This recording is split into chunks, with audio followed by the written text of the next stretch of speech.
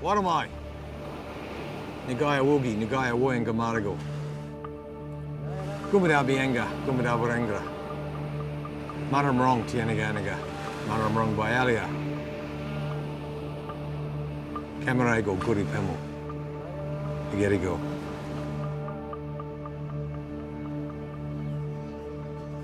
Welcome to my grandmother's country, Cammeraigal country, where our traditions and links to the land and the waterways is ongoing from the past until the present. Taronga is a unique situation of shared custodianship. They are doing something here which is continuing Indigenous knowledge and continuing that respect for Indigenous land. If you look after country, tread lightly, listen and feel country, Cammeraigal country will look after you in the future. What am I? Welcome. Welcome to Cammeraigal country. Welcome to the land of my ancestors. Welcome to Taronga. Yamas.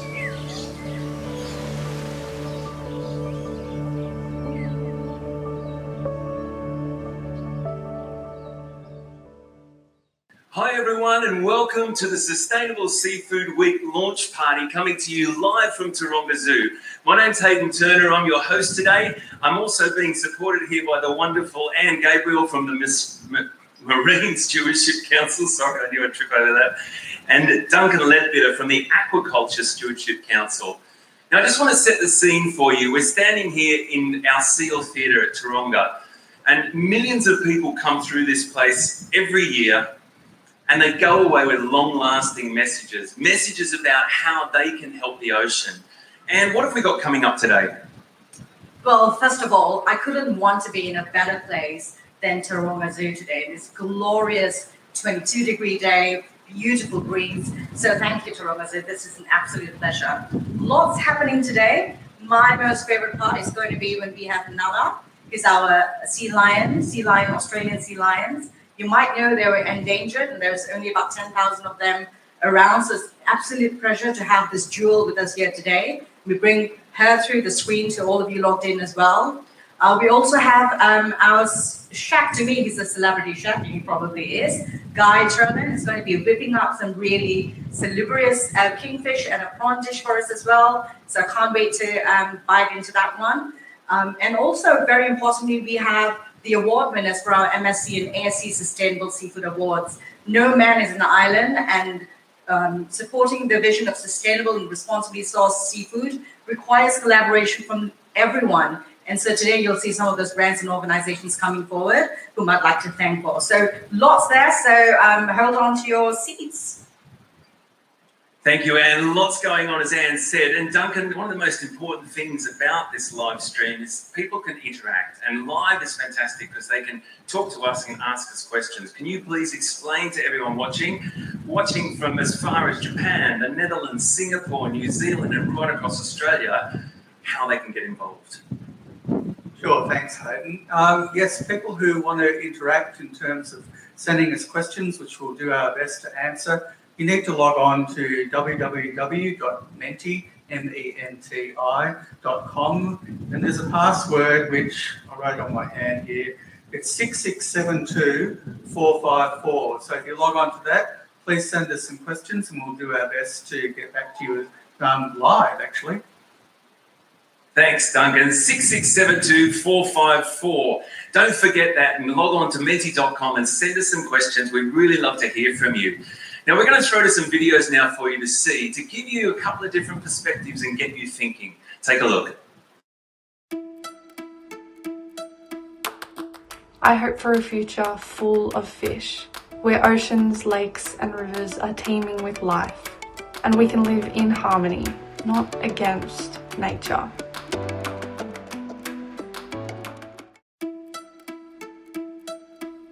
If COVID has shown us anything, it's that if we listen to the science and if we take immediate action, we can make a positive difference in the face of adversity.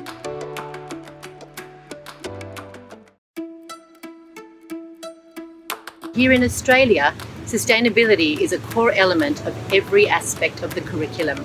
The future is theirs, our current students and all youth, and it is our important role to be exemplars to them and guide them on how they can best communicate to create the future that they imagine and deserve. So on stage, Anne and Duncan have left us for the minute, but I've got Paul Maguire, who is the Director of Education, and we're about to meet also one of our unit supervisors here in the Marine Mammal Department, and this is Jose Altuna. And then there's another special keeper coming out, one of our fantastic keepers with someone very special for you to meet.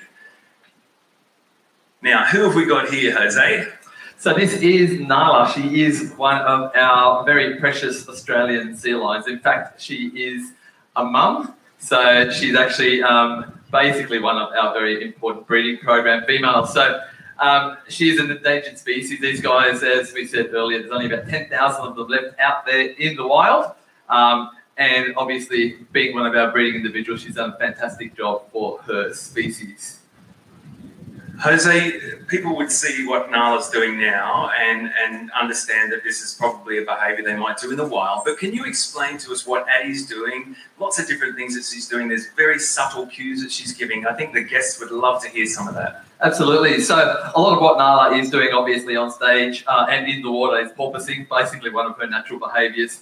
Addie, though, is basically one of Nala's trainers. So what we do here at Taronga is obviously do a lot of husbandry behaviours. They're cooperative care behaviours. We've got to obviously be able to manage these guys. So we want, before anything else, we want to be able to train them to get used to us being close to them, being handled. But again, being able to care for them means having a close look at them, open their mouth, have a look at their flippers. Even in Nala's case, having just only bred, we want her to be able to roll over and expose her belly. So we were able to ultrasound Nala during that pregnancy process. In fact, she was so good at it, we pretty much mapped the entire pregnancy, growth rates of the pump and everything else. So being able to work so closely with these guys is a huge part of our job.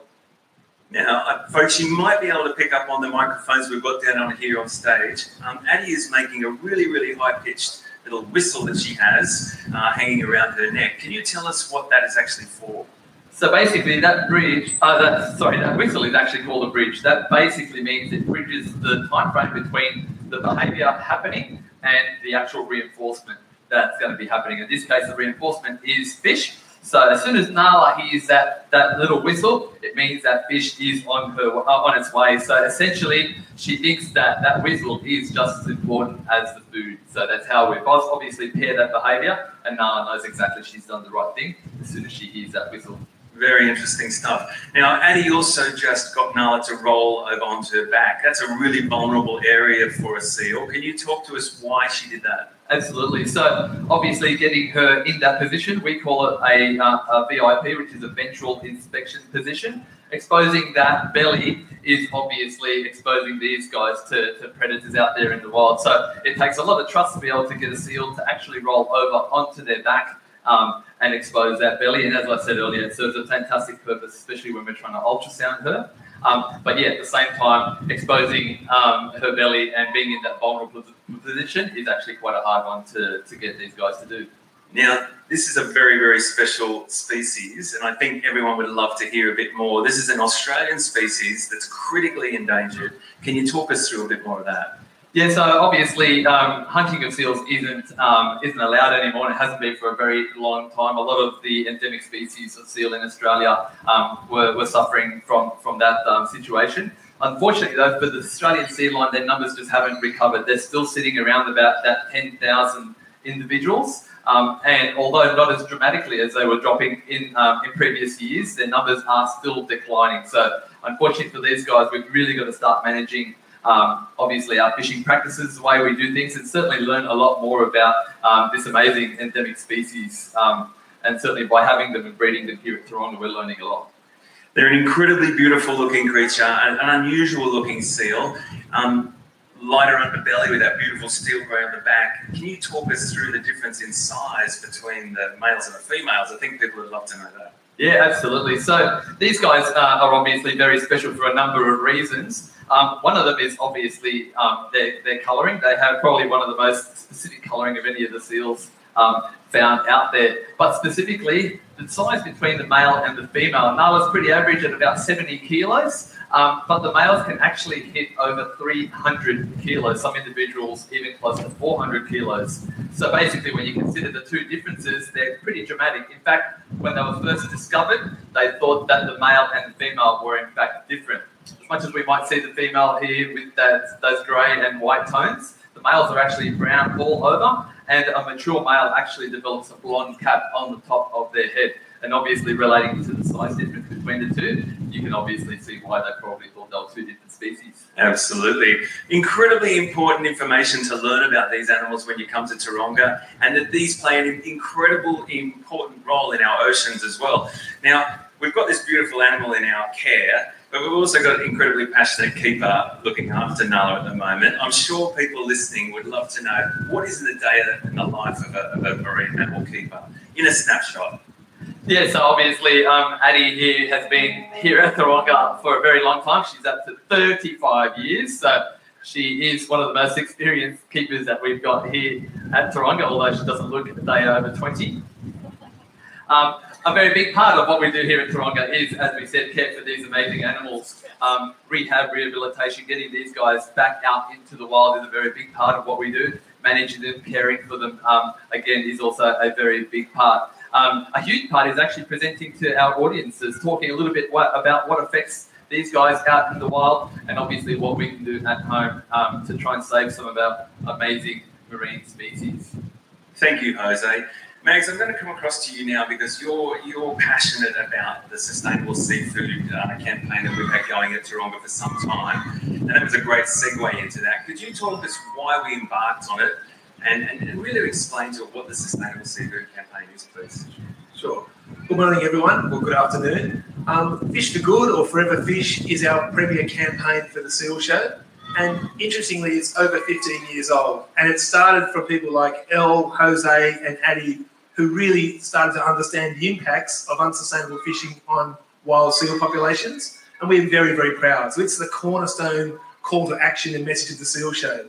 And every year, around 900,000 people see this Seal Show, get to learn about MSC, sustainable seafood practices, really, really inspiring way. And using seals and sea lions is a great connective experience. It gets people interested.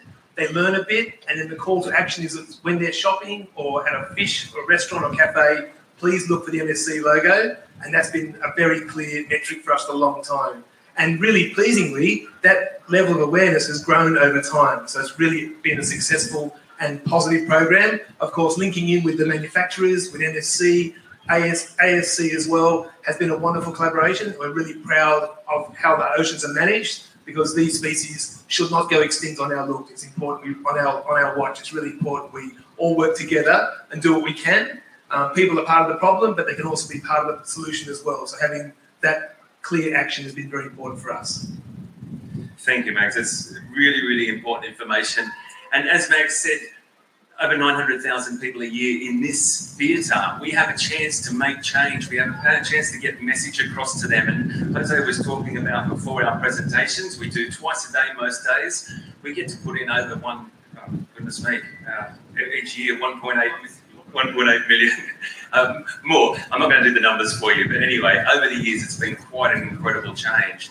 Now, we're about to throw to a video for you, and it's quite an emotive piece, isn't it? It's not the whole seal presentation, but can you talk us through a little bit about Seals for the Wild? So this video you're about to see is a segment of the show where we stop talking, hard to believe, Jose stops talking, and we let the seal take centre stage with some emotional music. People just see the way seals live like we live. Really important, they can become relatable and obviously inspiring that love, that connection. So enjoy the video. As we said, we have that Menti link today. Any questions or feedback? I forgot the number already, but I'm sure Hayden will say it again. We would love to respond and talk and hear what you're thinking about this presentation so far. So let's roll the video.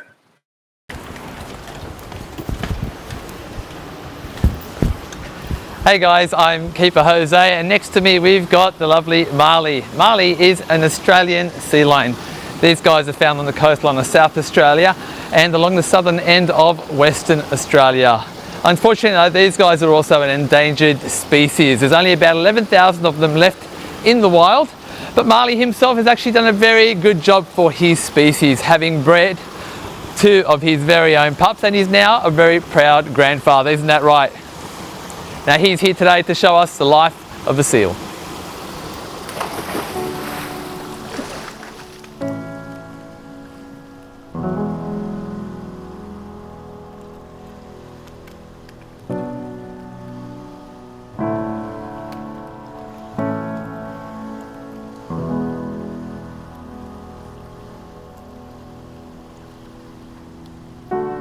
There is a house built out of stone,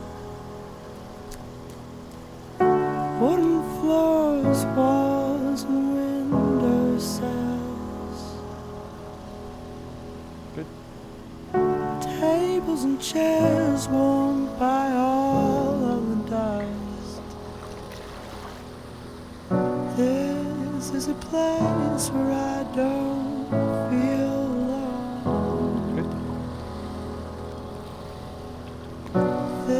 this is a place where I feel at home.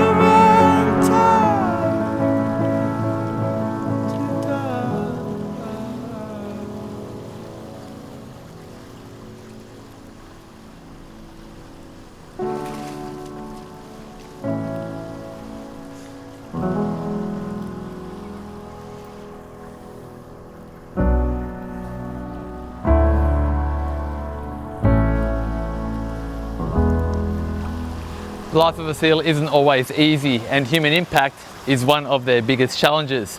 But Marley, you did a great job, so let's grab you a big bucket of fish. How do you guys think you did? Pretty good? Now you may have seen how easily our seals catch their fish as we throw it to them. And that's because of their sensitive whiskers that help with the sense of touch. Let's have a closer look.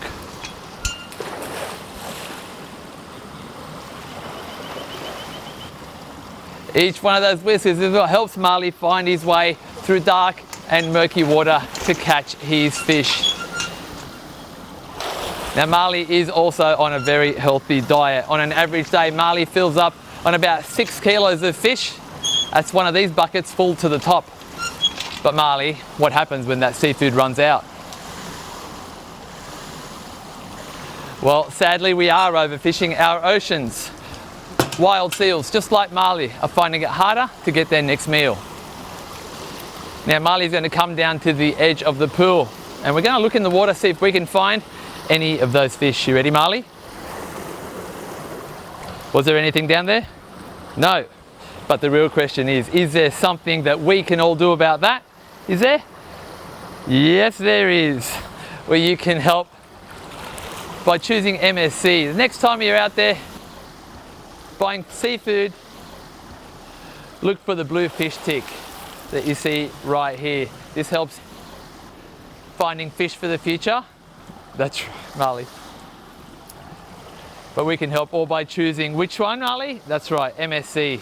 And you can help wild seals for the future. And that makes Marley very happy, doesn't it? Excellent work. Well, Marley, you've done a fantastic job, so let's wave goodbye and find you some more of those fish.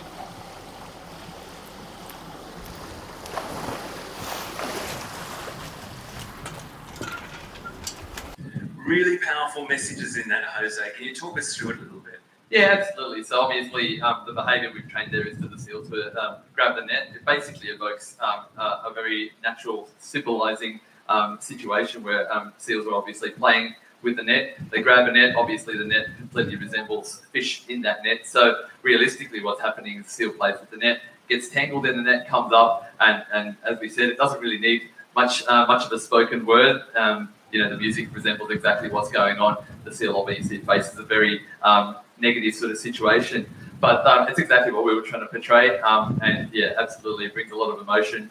And yeah, it's certainly got a very big response from our visitors. Yeah, it always does. And Mags, emotion is a really, really important part in this. Can you talk us through what part that plays? So that part is really about that connection I talked about before. It's people relating and being inspired by seals. And it's important to understand that 900,000 people a year that see this seal show, almost half are kids. So we want to make it engaging and inspiring for kids. Because interesting enough, kids are often the best advocates for sustainable seafood.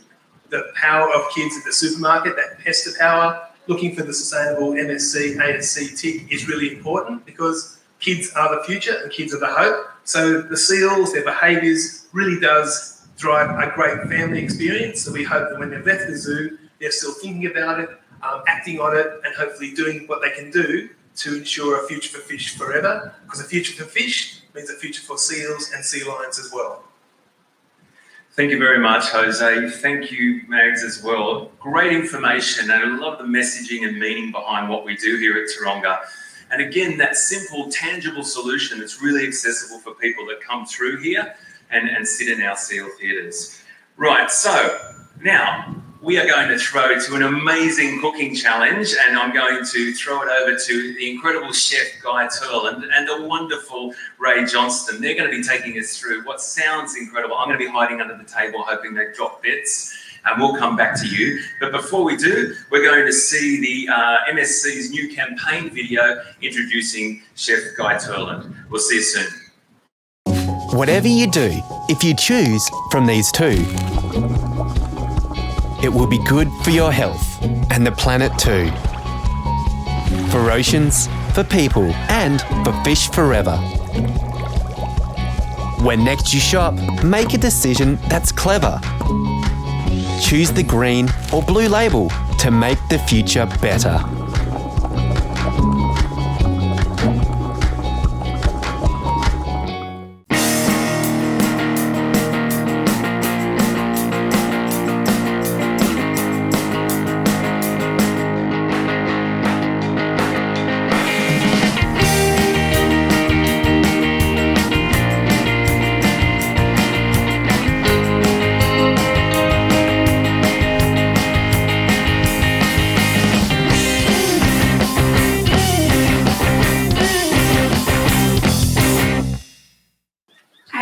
And welcome to the Chef's Challenge. My name is Rae Johnston. This is Chef Guy Turland, and we have 10 minutes here to cook something incredible. So I'm going to set the timer.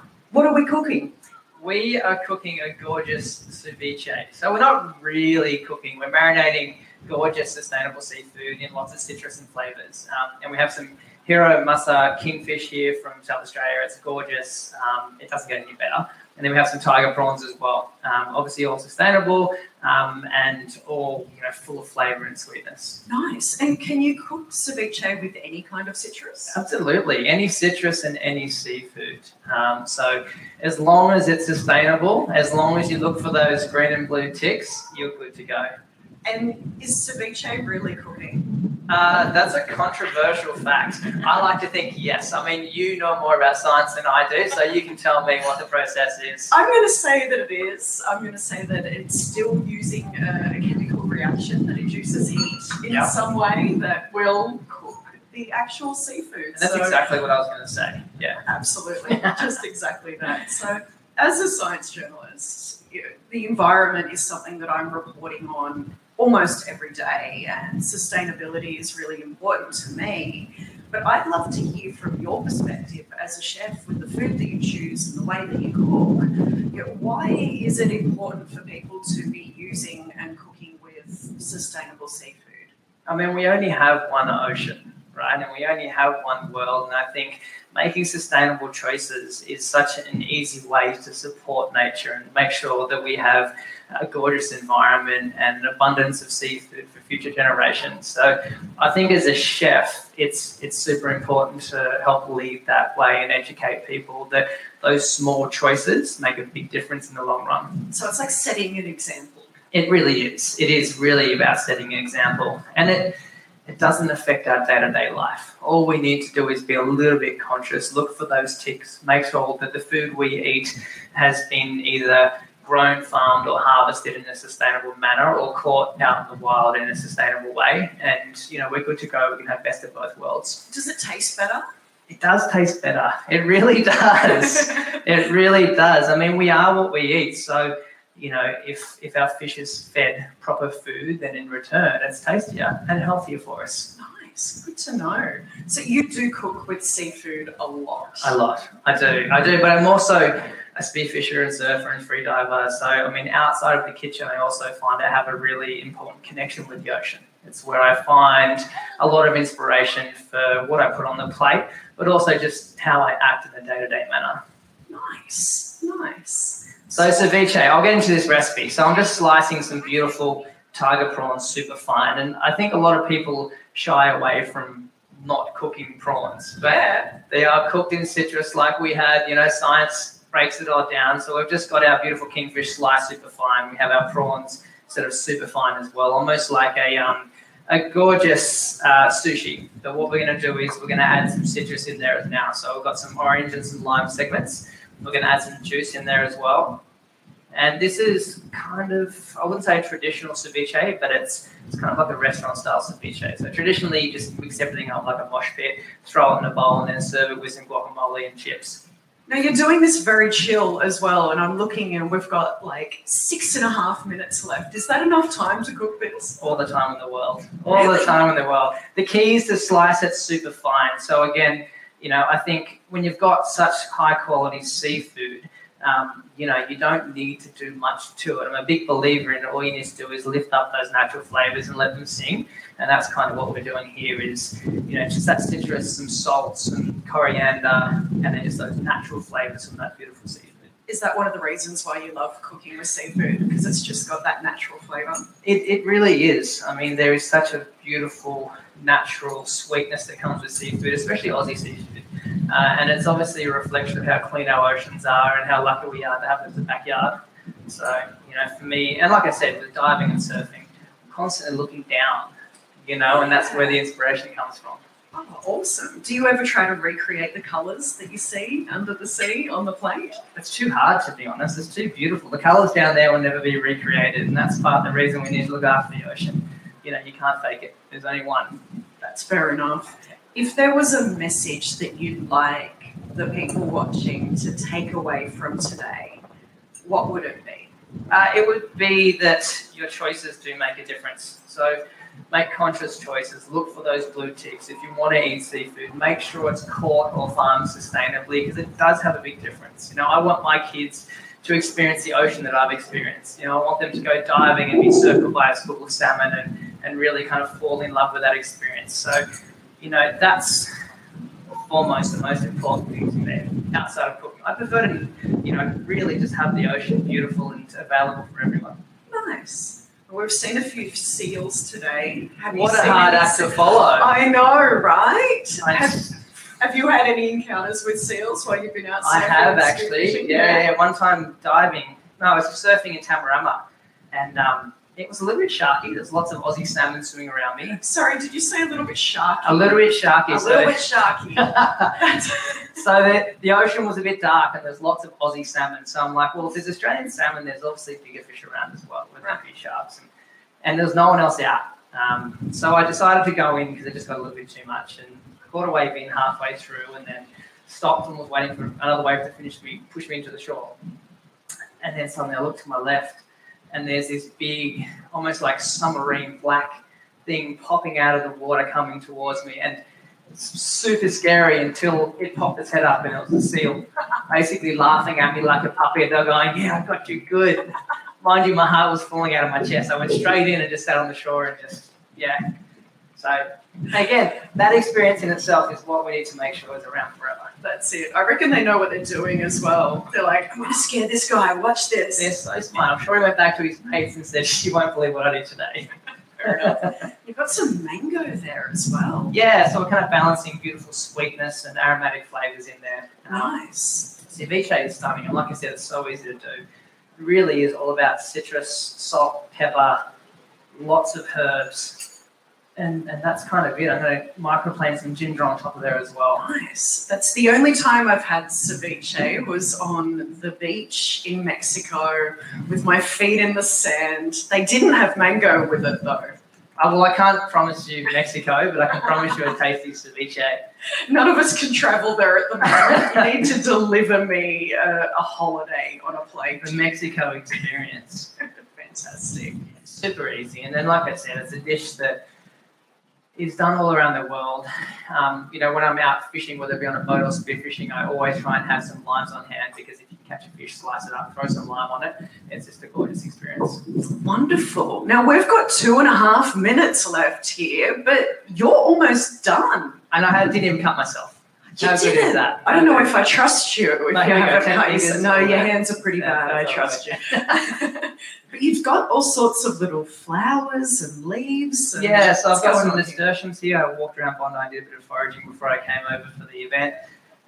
You know, there's lots in our backyard that we can experience. And I think that's partly what I love about food and diving and everything else is it's about getting into your own backyard, exploring, connecting with that, you know, beautiful nature and respecting it, knowing that it's important, and knowing, you know, if we are smart and we are controlled, we can have both. Yeah. And that's where I sit with the, you know, ocean activism, loving being part of the water and surfing and diving, but then also cooking the seafood.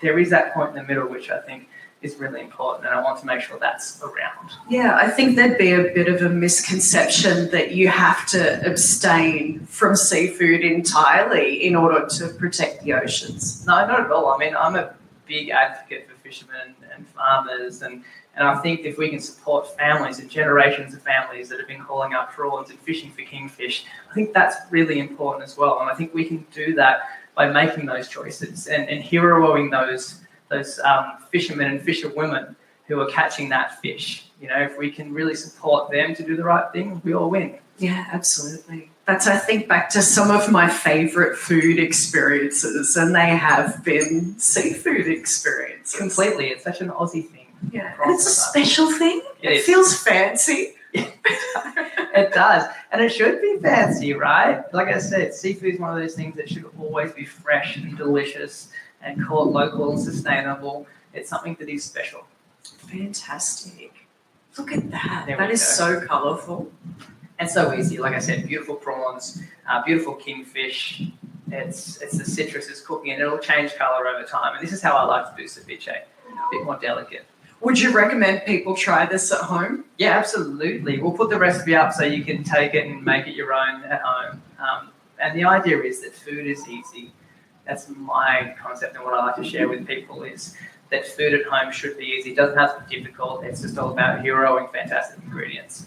Wonderful. I think you'd get people a little bit nervous to try ceviche at home, but I think they should. I'm going to give it a go. There we go. I'm looking forward to seeing the efforts. Excellent, excellent. Now, I do believe we are about to tuck into this now. It's going to be messy. I'm hungry. I can see that.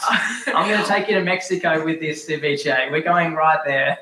And my timer is buzzing. You did it. Well done. I didn't even sweat. Now, while we eat this, we're going to throw to Hayden and Duncan and Anne with the live Q&A. Let's eat. Just one plate. Do you have a moment to talk about sustainable seafood?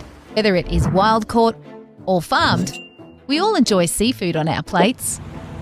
But with overfishing of wild fish stocks and the disappearance of mangroves and water pollution from farming, the outlook can seem a bit bleak. As consumers, we can get lost. But there is good news. There is a solution. The blue MSC label assures that fish is sustainably caught with respect for marine ecosystems and fish stocks. For responsible farming, which respects the environment and the rights of employees, there is the green ASC label. You too can contribute to healthy oceans, lakes and rivers. Make the right choice today to enjoy eating fish in the future.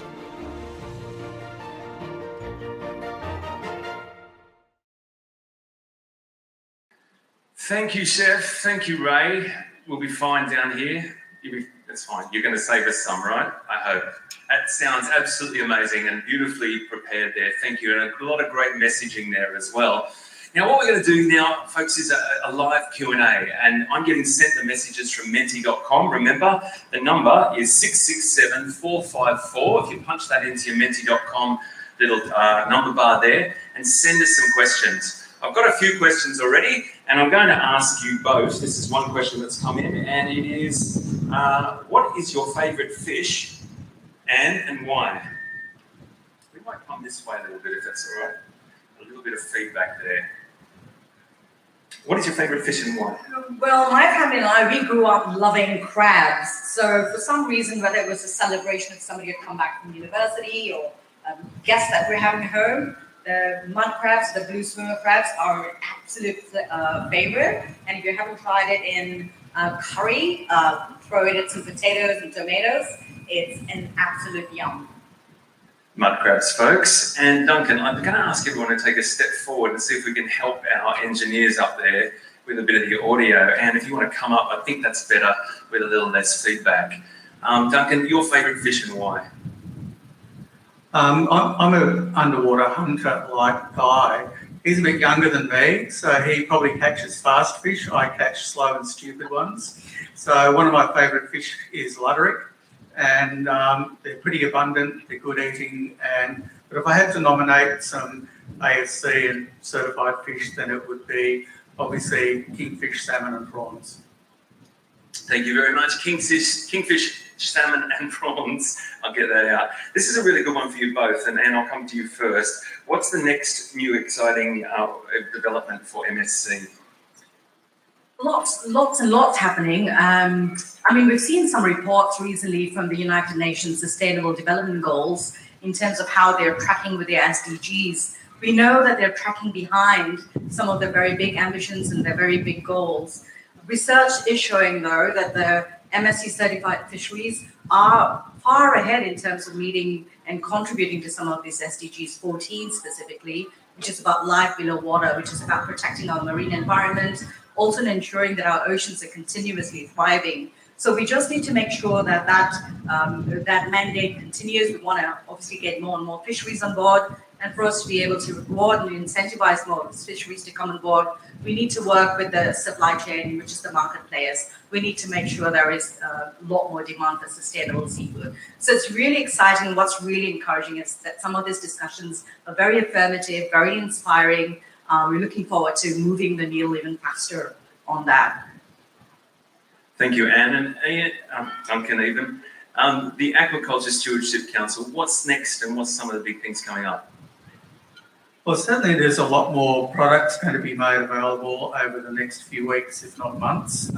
Certainly been a few products which have been given approval to be made available in some of the retailers. And also there's going to be a bit more diversity in terms of the types of products and also where they may be sold. So I'm not going to reveal anything at this stage, but it's more and more. Great things to come by the sounds of things. I'll pass the microphone back to you next, Anne. This is a question for you both as well. Really great question. How can certification schemes bridge the divide when science and public sentiment diverge? Really good question. Look, it's not about the size of the boat, whether it's big or whether it's small. It really is about the catch size and how that's being managed, how that's being controlled and regulated. When it comes to things like marine protected environments, again, it's a suite of tools for fisheries management to ensure the marine environment is being protected. The thing about the third-party certification schemes is an integrated ecosystem-based approach where we look into all of that. And not only do we are they part of our principles and criteria, it's an independent third-party certification scheme. So it's very credible. It's got a whole rigorous and robust process in place. And just by looking for the blue fish stick or the green fish stick, you are reassured that the standard has looked into the science behind sustainability of the fisheries, and that you can rest assured that whatever you're buying is being traced all the way back to a responsibly sourced farm or a sustainably certified fishery. Thank you, Anne. Your thoughts? Well, we see a lot of opinion about aquaculture, and it's an area where there's a diversity of views. And so one of the roles of the certification programs is to provide an independent, science-driven viewpoint on what's responsible and what's not. So I think it's about that bridge building between the diversity of views and the community. Thank you, Duncan. We've got a question, Anne, for you from Peria in New Zealand. Hello, Peria. Fantastic to have you with us watching all the way from New Zealand, and great to have you on board. The question for you, Anne, is she asks, is the seal presentation part of the zoo's regular education outreach? Look, we're extremely lucky that in Australia we have an institution like Taronga Zoo who trailblazes this space in terms of educating the larger public. I mean, you heard Paul McGuire say a while ago that 50% of his guests are children, and they obviously need to be inculcated with the right values, and they will grow up with sustainability really being part of their DNA. So fantastic work with Taronga Zoo. We've also done some really good work with sea life in Australia. We'd love to see more and more zoos to come on board, because again, I think they have this natural affinity with the wider community and public. We're having some positive interactions with them, but absolutely agreed with you that there's so much more we can do in this space to get the younger audience on board the sustainability vision as well. Thank you, Anne. Really great to have you with us, Peria from New Zealand. That's great. Duncan, there's a question for you. Why is farming so important for the future? Well, farming or fish farming has been practiced for thousands of years. In fact, in Australia is the world's oldest known fish farm. It was actually an eel farm that was operated by Aboriginal people in Victoria 6,500 years ago. But as the population increases and there's a limit to how much can be taken from the wild, fish farming is stepping into the breach. And if it's done responsibly, it can provide good jobs and good food for people into the future. Thank you, Duncan. And another one for you. We can try to protect the ocean by shopping sustainably, but what about large-scale fishing, illegal fishing, that deplete the unknown amount of resources? That's exactly what the Marine Stewardship Council as a certification scheme looks into. One of our biggest vision in working with the United Nations Sustainable Development Goals, SDG 14, like I said a while ago, was to end overfishing and to address this very issue of IUU around the world. So if we have more fisheries coming on board, and there's a level of transparency when they come on board, because their fishery and the management process is being transparently published on public domains. They're also being scrutinized. So there's a whole lot of public disclosure as well in the sense of how they're managing their fisheries. This is what we should be encouraging as a solution towards the huge issue of IUU that's prevalent around the world. Thank you, Anne. Wise words. Duncan, are salmon and trout the same or different fish, and how different, please? Do we want a biology lesson? The audience is yours. They both belong to the same general family, but they're quite different genus and species. And so there's a whole range of different species of salmon, and again with trout. Salmon and, some of the salmon that we have here in Australia are farmed in the ocean, where in the wild they do return to the ocean and then head up the rivers to breed. And I could go on, but I won't. Thank you very much, Hayden. Really good information there. Thank you. Now, we've tried to answer as many questions as we possibly can. Thank you so much for being on menti.com and participating. I've got one last question for both of you. And it is a really great question to finish up on, because it's about passion. It's about why you do what you do. What's the best thing about where you work? Good question. I've got to think about that one, but relatively easy as well. I mean, Mother Teresa, I think, or someone else said, look, we can't all do big things in our life, can we? But we can do little things that we love, that we think contribute towards a larger purpose. So the best part about my work is, at the end of the day, we say we deal with these huge companies and organizations. We deal with this big, small, and medium-sized fisheries, government entities. For me, what inspires me the most is really the people behind all of this organization. Looking at each one of them, having those interactions, being driven by what they want to do, what they see their contribution is, that inspires me the most. It's probably the best part of my work for me personally. Beautiful answer. Duncan?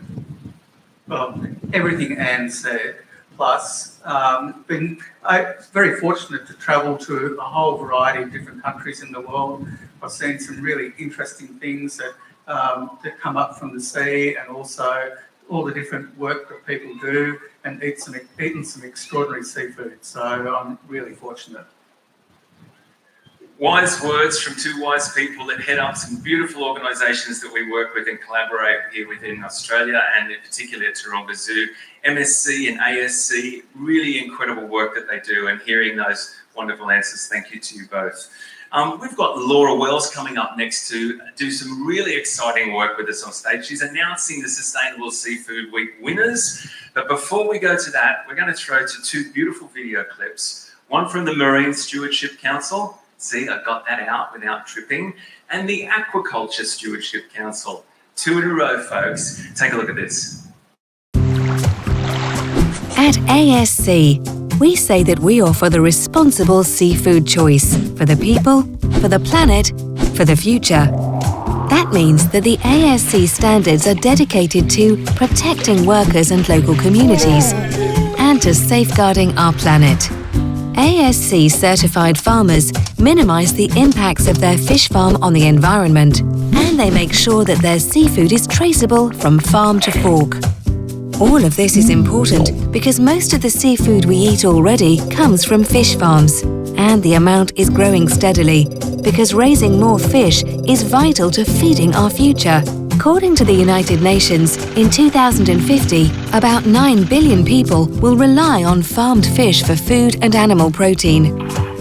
More food will have to be produced over the next decades than during the past 10,000 years combined. All the more important that we do it right. This is the role of ASC, to ensure that fish farming is done in a responsible way. You can help us by choosing seafood with the ASC logo to support the farmers who care about the people, the planet, and the future. Because the right choice today means more fish for the future. ASC, the responsible choice for farmed seafood.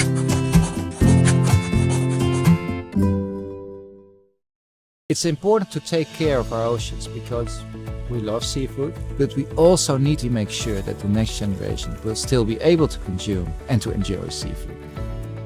I think sustainability is extremely important. I mean, without sustainability, we would lose everything. La sostenibilidad hay que llevarlo a todos los campos y al mar claramente. Yo creo que dependemos del mar, ¿no? ¿Qué haríamos sin mar? Consumers have a huge responsibility in recognizing the importance of their choices, because there is no better solution than making the right choice. Je pense que tout ce qu'on fait compte d'une manière ou d'une autre, et même si ça peut paraître peu à l'échelle de la planète, on peut inspirer des gens. By choosing the MSC Bluefish, you're making the right decision for our planet and our oceans. Pamiętajcie, kupujcie ryby z głową.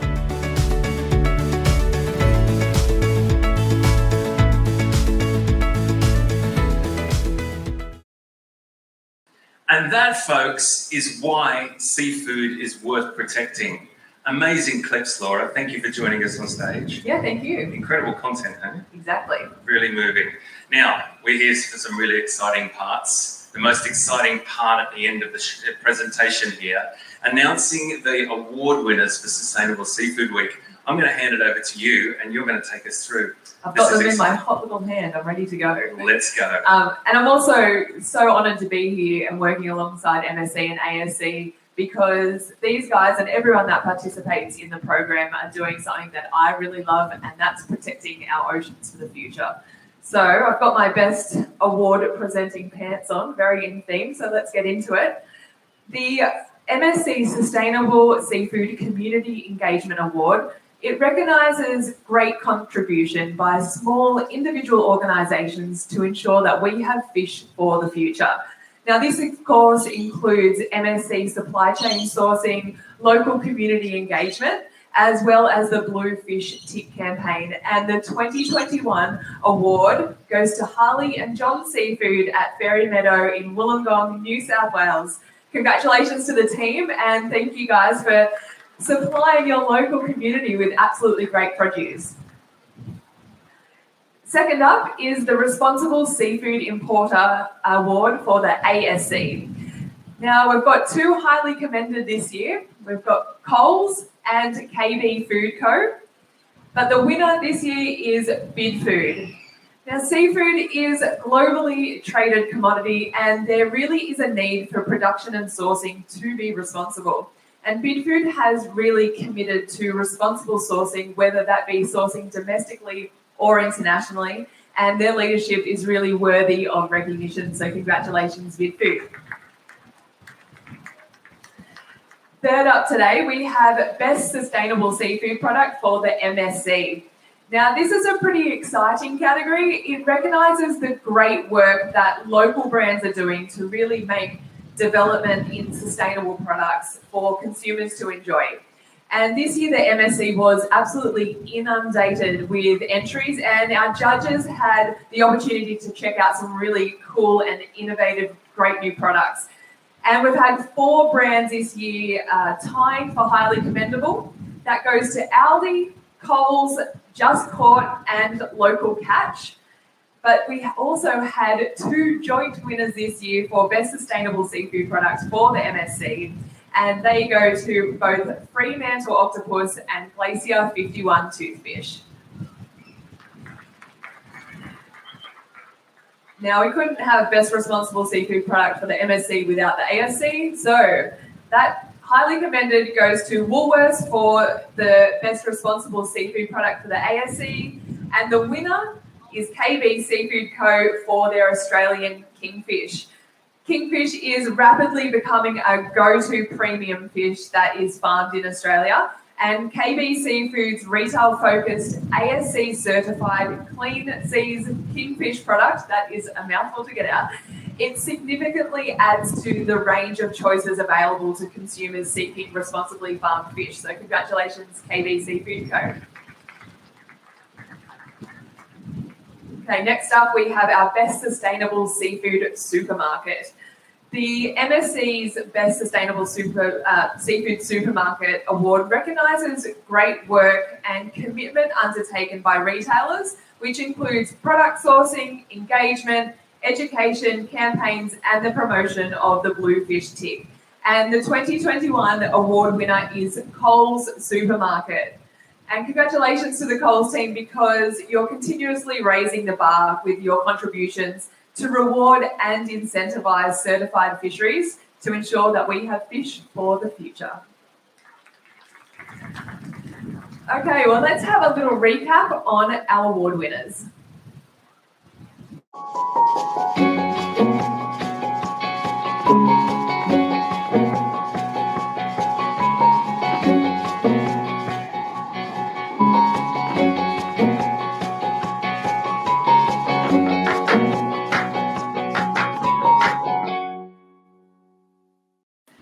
And finally, we have a very special category for an award today. It is the ASC and MSC Lifetime Achievement Award, which recognises an individual who has really poured their passion and their life's work into ocean conservation and their contribution to sustainability within the seafood industry.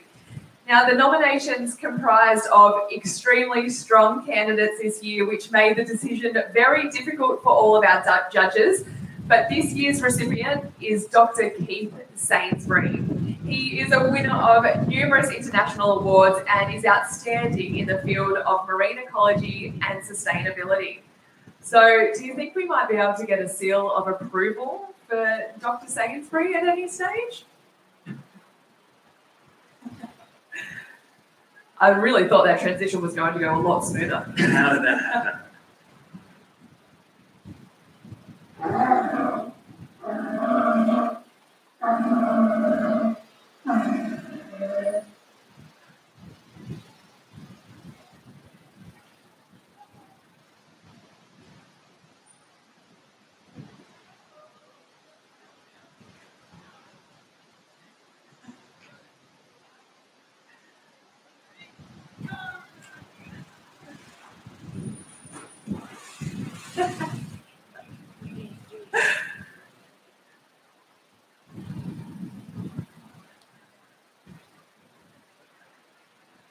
Fantastic. Thank you, Jose. It's a pretty amazing seal of approval there. So we also want to give a big thank you to our judges for taking the time and committing to the vision of Fish Forever.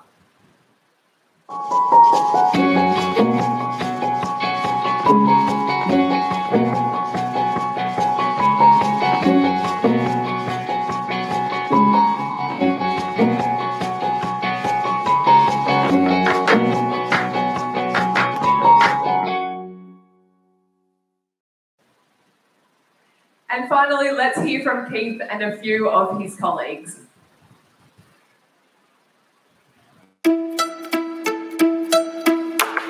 My name's David Locke. I'm chairman of Sea Harvest Australia, and I'm also a member of the Board of Trustees of the Marine Stewardship Council based in London. I'm here today to congratulate Keith Sainsbury on receiving the Lifetime Achievement Award. Keith is a very deserving winner of that award, and he's demonstrated throughout his career a breadth of experience over a very extended period. He was at CSIRO for more than 20 years. He was on Australia's Exclusive Economic Zone Forum for 16 years. He was a founding member of the MSC's Technical Advisory Board, the TAB, as well as chair of that body and deputy chair of the MSC for 9 years. I think Keith's real differentiating feature in his career is the mix of both research and policy, where he's been able to demonstrate an influence over global fisheries policy and sustainable management over many, many years. He's a deserving winner of the award, and I congratulate Keith. Hi, Keith. It's great to be here in the MSC Sustainable Seafood Week Awards, and it's a real pleasure to be able to say congratulations to you on this Lifetime Achievement Award. I'm sure, like many of us who've been around in science policy management over all these years, so many of your colleagues who've supported and mentored the people you've led, we all think this is richly deserved, maybe even long overdue. Awards from Japan and Sweden in the past are great, but it's so nice to be able to see this one directly from the MSC. Congratulations. It's been a pleasure over all these years.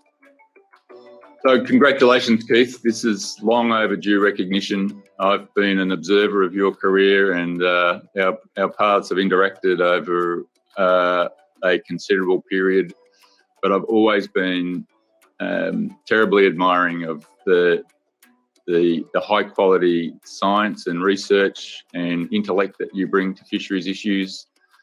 And it is a rare thing that you can find in a fishery scientist, that capacity to then translate that experience and turn that into real world fisheries policy and fisheries management outcomes. And recognition through awarding of the Japan Prize, the contribution through years of service with the Australian Fisheries Management Authority, and of course many years involved with the MSC's Technical Advisory Committee, I think speak volumes to Keith's massive commitment in fisheries. Truly an outstanding global figure in responsible fisheries management, and I'm terribly proud to call him a friend and fellow Australian. So Keith, huge congratulations, way overdue, and you're a good bloke to boot.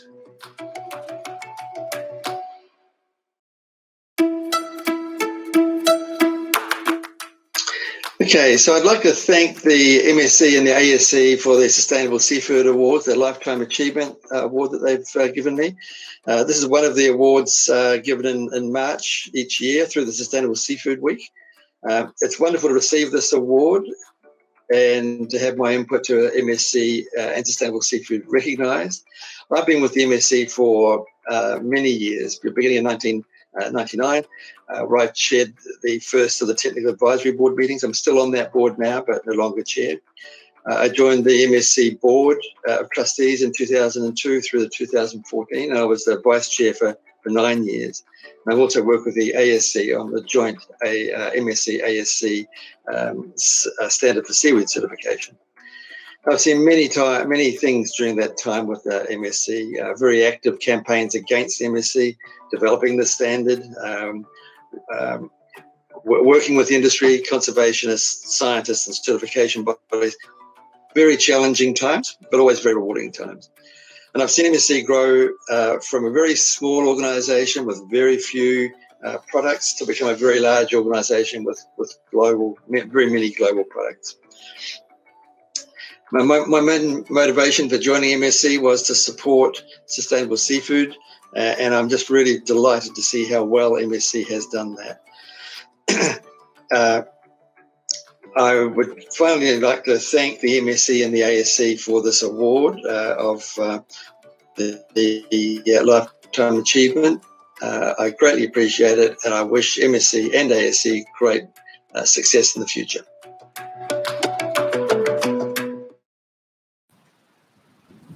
Wow, what an amazing man. We just want to round up now, folks, and say thank you for being here, engaging with us in this live stream from Taronga Seal Theatre. I want to thank all the people that achieved or helped on stage with us today.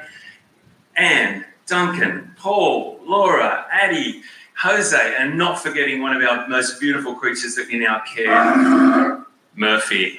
And also Nala, that beautiful Australian sea lion you saw. The messages that we shared today come from our heart, folks. They come from the love story of Taronga. You heard from Anne and Duncan about why they love their job. It's about the love and the passion of what we do. So thank you for participating. You can make choices, choosing those fish ticks for ASC and MSC. It's easy to do. Change your ways, help your oceans. We've only got one, and do it for the wild. Thank you very much. We'll see you next time.